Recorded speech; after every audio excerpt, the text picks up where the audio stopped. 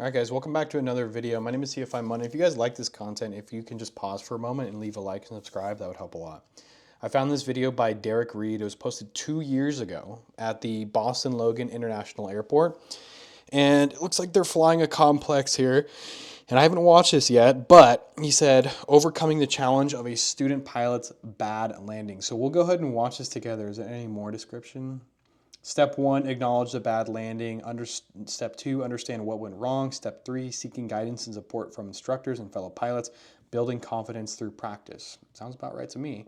Let's go ahead and watch this together, right, from the very beginning. And Derek, thanks for posting this, man.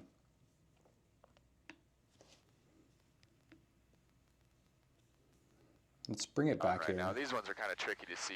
One of them's red and one of them's white. Okay, so he's talking about the lighting system, the glide slope.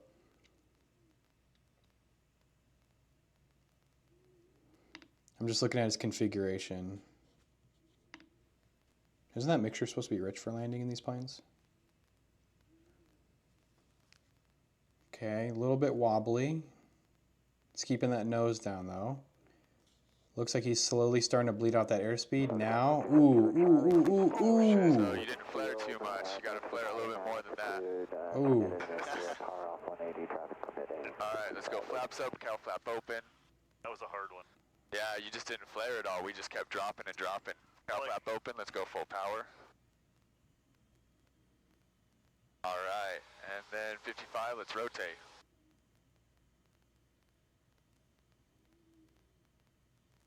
Yep, not too steep on the climb out. Get us over to the right. I don't know. That wasn't good, man. And climb us up at 7. This instructor is so chill. So if you want to like know what a flight instructor's day-to-day life is, it generally looks like this. Students just plowing into the runway, having to make quick recoveries. But this student does a good thing. He acknowledges that this landing wasn't bad. I've had some students before where they have absolutely terrible landings, and they're like, that wasn't that bad, was it? I'm like, that was so bad. The fact that you don't think that's that bad is shocking to me. But let's go ahead and look at, also this guy has paper airplanes all over his shirt. I just noticed that. So let's go ahead and look at this landing again. So it's pretty obvious what happened if you guys are watching this, but his speed is looking okay here. Now at this point right here, his hand, first of all, that hand should not come off that power at all. That hand needs to stay on. I don't care in these planes, like some people say, oh, 2 hands for landing. No, keep 1 hand for landing. This is exactly the reason here, is that he had a bounce and then he immediately had to think about power here. But first mistake I'm seeing, in my personal opinion, is having 2 hands on the yoke. That is not something I let my students get away with. And I've done that before on a previous video. I've talked about that. But at this point in time, you should be applying that back pressure. So he puts his hand there to apply back pressure, but nothing really happens. He just puts it there. And he applies back pressure, almost no back pressure, and if he does, it's way too late. And watch the instructor's hands right here.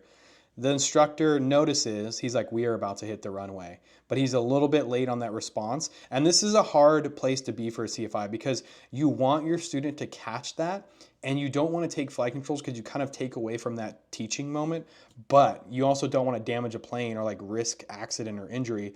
But this is one of those moments where you're like, oh, okay, he'll catch it. Okay, he's definitely not going to catch it. He tries to put in the inputs, but it's too late. This happens all the time, by the way, all the time. So you didn't flare too much. You got to flare a little bit more than. And then right here, what should have happened, in my personal opinion, is that if he had his hand on that power, boom, bounce, and then you might have to play with power a little bit here, depending on your density altitude and how close you are to a stall. But was this bounce hard enough to do a go around immediately after that? I'm not really sure, but my point is, like, it's kind of bothering me that he slammed this down on the ground like that and his hand wasn't even thinking about touching the power. So you didn't flare too much. You got to flare a little bit more than that. Yeah, so they're still bouncing. So it looks like at least 1 or 2 bounces. And by the way, this happens to everyone in their training. All right. It's happened to this CFI. It's happened to me, as, we're going through our training as students. So it's not like this is an anomaly. This happens every day. This is the whole point of flight training. All right, let's go. Flaps up, cow flap open. But at this point, what happens is that after a student has a bad landing and it kind of startles them, it's generally, depending on the student and their resiliency and their aptitude, probably a good idea to get off and taxi back because they're usually startled. And then I notice that when I tell my students after a bad landing and they're kind of freaked out, I'm like, okay, full power, or flaps up, full power, climb away. They start to fall behind the aircraft because their brain is still stuck like 100 feet back. And they kind of have like this startle effect where you get diminishing returns after this point. They're discouraged, they're nervous, they're frightened, they're scared, they're embarrassed, right? And that kind of happens here. Yeah, you just didn't flare at all. We just kept dropping and dropping. Cow flap open, let's go full power. This instructor is really chill though, it's good. Because it's the reaction of, I think, a not so good instructor would have been to get mad at this student and to be like, dude, what are you doing? Like, I told you to flare, it's really easy to get mad at that moment. But I think turning into a great instructor from a decent instructor is choosing what to do in this moment and how to react to this, because he could have very easily blamed the student or given him an attitude, but instead he just tells him, he's like, oh, this is what should have happened, and that's what you did instead. And I love the way that this CFI handled it. I could tell by his tone, his attitude, his demeanor, his posture. This guy's a great CFI. All right, and then 55, let's rotate.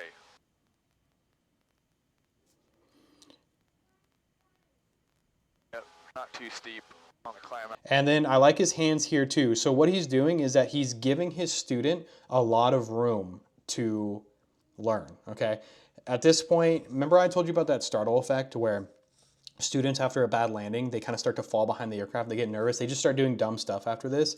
He starts pitching back a little bit too high, probably getting close to that stall speed. The instructor wants to put input in right here. Oh, he wants to touch it, but instead he vouches for having his student put in the inputs because he wants to teach him. Also, he's a little bit uncoordinated here. On the climb out, get us over to the right. So he's slow and he's uncoordinated. I've never ran it. I don't know. That wasn't good, man. And climb us up at 75.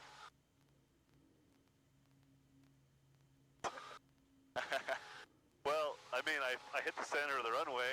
Yeah, you did. That's something students always say, something like that. When they're and I've done this too, where their landing is so bad, they're like, well, at least I made it on center line this time. You Yeah. had to rescue me on that one. I was waiting for you to pull back because I was about to jump in. I was like, no, he's going to pull back. And then the flare just didn't happen there. We just kept on dropping, so you got to keep flaring a little more. And that's the thing is like you think that when the student's going to flare and you anticipate it sometimes, but sometimes nothing happens. You know what I mean? It's just one of those moments. And keep us climbing at 75. You see what I mean about the student starting to fall behind the plane now, because he's actually not even climbing. He's still kind of just over the runway. Look how fast they are, 117 miles per hour. And he should be climbing out at 75, and he's at almost 100. I don't know why. I felt like I was. So he's very distracted at this point, which is fine. They're It just. was. Are you going faster than normal or something? No, we were going at a good speed. You just need, and I mean, it's a little bit narrow, more of a narrow runway than Pocatello, so that kind of gives you a Oh, is this Pocatello? So That's cool. I just landed at this airport the other day. This is up north. Could be part of it. All right, let me make a call. Logan, traffic, Skyhawk. Cool. All right. Yeah. So, I mean, this is just a good video. If you want to know what's going on in the mind of the CFI. Basically, he wanted to give his students some room to learn here and possibly make a mistake. And sometimes the student catches it, sometimes they don't. But I guarantee you the greatest takeaway from this is, one, the plane was fine. They were fine. They had a bad landing. But I guarantee you the student is going to remember this. And coming in next time, either it's the next day or next week or whatever, he's probably going to think about that a little bit more. And he's going to have more of a flare next time. And then normally, this is what starts to happen too. So the student doesn't flare enough, and you tell the student, oh, you didn't flare enough, and that's why you kind of hit the runway like that. You just need more back pressure. And then you do a lap of the pattern, you come back around, and then that student is going to put in back pressure. Yoink! You're going to shoot up like this, and then you have too much back pressure, and then you got to kind of find this middle ground again for the landing. But overall, really well handled by the instructor. Calm, cool, collect, chill, productive.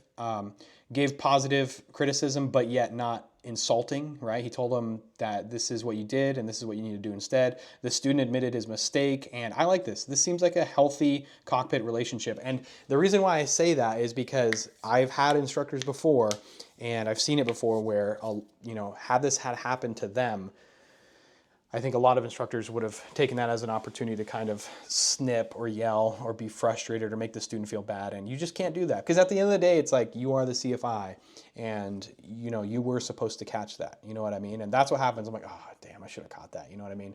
But you also want to let the student learn. So well handled by the CFI. I like that. Good job, guys. I appreciate you for posting this, and I'll leave you guys a like. And I hope everything's going good for you guys. All right. See ya. That's it.